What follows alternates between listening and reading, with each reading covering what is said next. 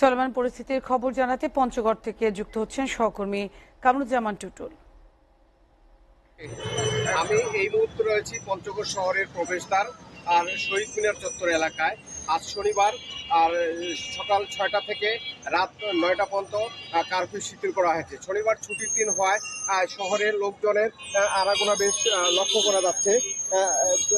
আপনাকে জানিয়ে রাখি, দেশের উত্তরের জেলা পঞ্চগড় সারা দেশের কাছে শান্তিপ্রিয় জেলা হিসেবে বেশ পরিচিত। এই কারণে জেলায় অপ্রীতিকর কোনো ঘটনা নেই বললেই চলে। তবে চলমান জরুরি অবস্থার কারণে জেলার সাধারণ মানুষ কিছুটা অস্বস্তিকর বোধ করায় খুব প্রয়োজন ছাড়া সাধারণ মানুষ কিন্তু শহরমুখী হচ্ছে না।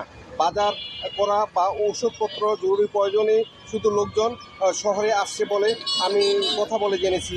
দিনে জরুরি অবস্থা শিথিল করা হলেও আজ শহরের আইনশৃঙ্খলা বাহিনী বেশ কঠোরভাবে লক্ষ্য করা যাচ্ছে।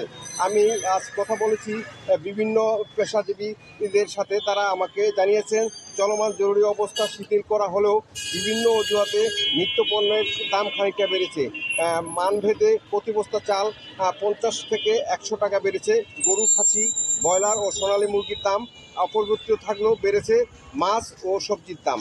60 টাকার নিচে মিলছে না কোনো সবজি। আমি কথা বলেছি পঞ্চগড় সদর থানার ভারপ্রাপ্ত কর্মকর্তা শ্রী প্রদীপ কুমার রায়। তিনি আমাকে জানিয়েছেন ছাত্র আন্দোলনকে কেন্দ্র করে পঞ্চগড়ে 3টি মামলা দায়ের করা হয়েছে।